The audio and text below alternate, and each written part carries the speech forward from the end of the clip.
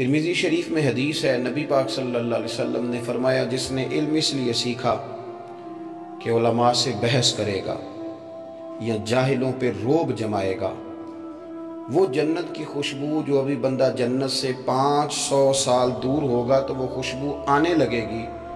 फरमाया जिसने इल्म इसलिए सीखा कि वो उलमा से बहस करेगा या जुहला पे रोब जमाएगा, अल्लाह उसे जन्नत की खुशबू भी अता नहीं करेगा। इल्म को सीखें, उसका शऊर पैदा करें और शौक़ पैदा करें कि मुझे सीखना चाहिए, मुझे हासिल करना चाहिए कि मुझे खाना कैसे है, उठना कैसे है, बोलना कैसे है, और हुकूक़ ज़ौजैन क्या हैं, हुकूक़ वालिदैन क्या हैं। जब आप सीख लेंगे ना, जब इंसान सीख लेता है तो फिर उसके अंदर अमल का जज्बा भी आ ही जाता है। और नबी पाक सल्लल्लाहु ताला अलैहि वसल्लम ने इस सीखने को इतनी ज़्यादा अहमियत अता फरमाई कि फरमाया जब तू घर से इल्म सीखने के लिए निकलता है, कोई तालिब इल्म इरादा करता है, अभी उसने बिल्कुल बुनियादी कायदा भी नहीं पढ़ा, अभी वो कुछ नहीं जानता, सिर्फ वो निकला है, तो अल्लाह करीम को उसका ये अमल इतना पसंद है। हम ये हदीसें सुनते रहते हैं पर कभी इनकी गहराई में तो उतरे। फरमाया कि अभी तालिब इल्म घर से चलता है, अभी उसने कुछ नहीं पढ़ा, अभी तो इरादा किया, अभी तो आज निकला है, पता नहीं भाग जाएगा दूसरे साल में, तीसरे साल में, 2 पारे के बाद, 4 पारे के बाद, लेकिन अभी निकला है, इरादा करके निकला है। रब करीम को उसका अमल इतना पसंद आया है कि फरिश्तों से कहा है सर पे जाके शाबाशी ना दो, कमर पे थपकी ना दो, बल्कि कहा है कि उसके पैरों के नीचे जाके पर बिछा दो। आप ज़रा देखें ना, हमारे यहाँ चूँकि रिवायात बयान होती हैं, हम सुन लेते हैं, लेकिन कभी उसके हुस्न को मुलाहिज़ा फरमाएं कि थपकी देना भी बड़ी बात है। फरिश्ते का कि कमर पे थपकी देना भी बड़ी बात है, सर पे हाथ फेरना भी बड़ी बात है, लेकिन इसको कह दिया गया कि उसके पैरों के नीचे जाके पर बिछा दो। ये क्या है? ये रब करीम उस बंदे को बड़ा ही पसंद फरमाता है जो इल्म के रास्ते पे चलता है। इल्म सीखने के लिए इल्म और इरादा हो कि मैं इससे ना अपनी तरबियत करूँगा। हमारे यहाँ वो कई लोग आके ना जी मसला पूछते हैं, कहते हैं जनाब वो ये बताएं कि अगर पैर थोड़े से मेहराब से अंदर हो तो नमाज हो जाती है कि नहीं, बाहर हो तो। फिर आप जब मसला बताते हैं तो फिर वो जाकर अपने मोहल्ले के इमाम से लड़ाई करते हैं। तो वो इल्म उसने इसलिए तो नहीं सीखा कि मुझे पता चल जाए कि पाँव कहाँ रखने हैं, मिसाल दे रहा हूँ, वो तो इसलिए सीखा है कि मैं ना किसी जगह पे जाके ना कोई 2-4 लोगों पे रोब डाल सकूं। और यही हो रहा है आजकल। आजकल अहले इल्म तरबियत से ज़्यादा लड़ाई पर जोर दे रहे हैं। और आप देख लें, जंग मची हुई है, ऐसे लगता है कि जैसे दीन आया ही बहस करने के लिए था। यूँ महसूस होता है कि जैसे जो भी सीखेगा वो मुनाजरे के लिए सीखेगा। ठीक है, हक साबित करने के लिए मुनाजरा करना बड़ी अच्छी बात है, लेकिन क्या सारा दिन इसीलिए आया था कि हम उसको सीखेंगे और फिर हम उस पर दलाइल देंगे? और ये काम ऊपर से लेकर नीचे तक होता है। जो लोग फट्टे पे बैठे हैं ना, वो भी मुनाजरा ही कर रहे हैं, वो भी बहस ही कर रहे हैं, वो भी उलझे हुए हैं। जिस बेचारे को किसी मतलब मुबादियात और ज़रूरियात का भी उसको पता नहीं है, वो भी कहता है बताएं हुजूर को इल्म गैब था कि नहीं। एक बात आपसे मैं डिस्कस करता हूँ कि एक शागिर्द है किसी उस्ताद का, प्राइमरी में वो उस्ताद साहब के पास पढ़ता था, उस्ताद साहब के पास उसने पढ़ा, उस्ताद उसके मैट्रिक पीटीसी थे। बाद में वो शख्स उसने ग्रेजुएशन की, फिर उसने मास्टर की डिग्री ली, फिर उसने एमफिल किया, फिर वो पीएचडी हो गया। यानी उसने सबसे बड़ी डिग्री इस मुल्क की जो थी वो हासिल कर ली, पर उस्ताद उसका मैट्रिक पीटीसी है।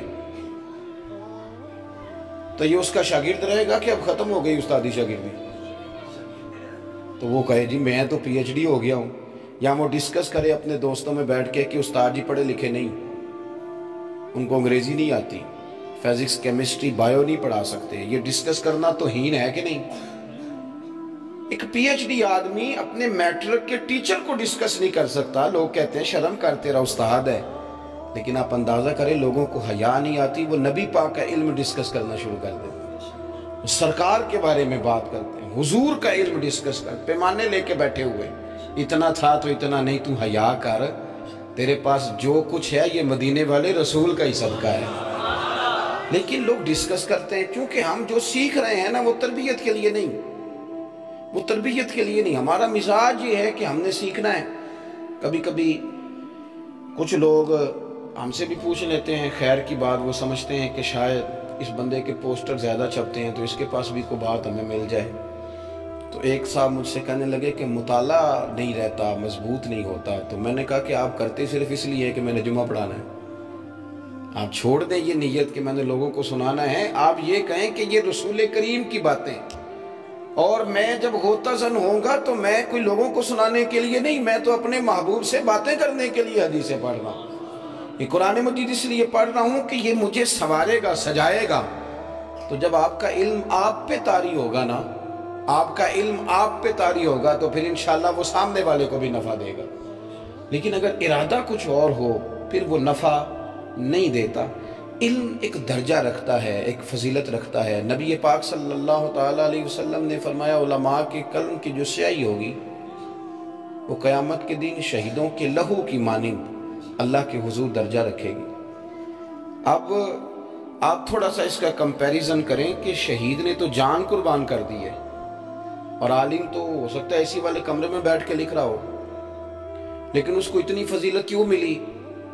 یہ شاید اس شخص کا ذاتی کمال نہ ہو، یہ رب رسول کی پسند ہے کہ اللہ رسول علم کو پسند بڑا فرماتے ہیں۔ اسلام علم کو، علم کے فروغ پر زور بڑا دیتا ہے۔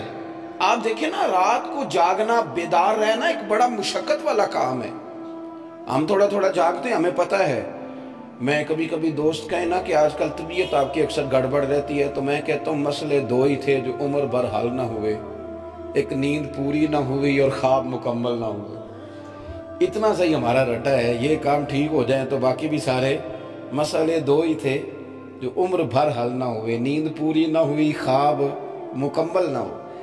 تو بڑا مشکل کام ہے رات کو بیدار رہنا۔ وہ درویشوں نے بھی کہا نا، ہوندا رات دا جاگنا بڑا ہی اوکھا، کوئی آسان کام بڑا مشکل ہے۔ ایک وقت ایسا آتا ہے جب نیند غلبہ کر کے گرا لیتی ہے، بندہ بے بس ہو جاتا ہے، اور بڑے بڑے لوگ بھی بہرحال آغوش میں چلے جاتے ہیں۔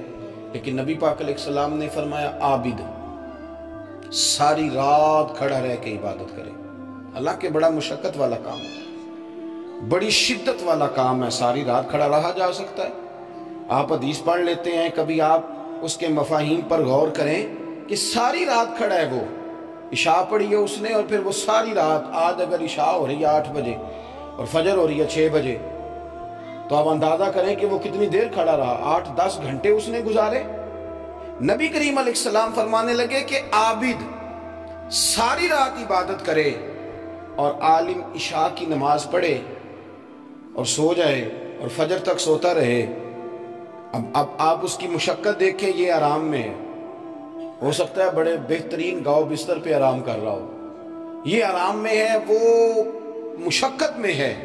لیکن میرے نبی پاک علیہ السلام فرماتے ہیں ایک عابد نہیں 70 عابد بھی کھڑے رہیں اور عالم عشاء پڑھ کے فجر تک سویا رہے، اللہ پھر بھی عالم کو زیادہ درجہ عطا فرمائے گا۔ ان ساری احادیث کا نچوڑ جو ہمارے شارحین نے اور بزرگوں نے لکھا ہے وہ اتنا ہے کہ رب رسول علم کی طرف توجہ کرنا پسند ہی بڑا فرماتے ہیں۔ اپنا مزاج بنائیں، تھوڑا سا اپنا ذوق بنائیں۔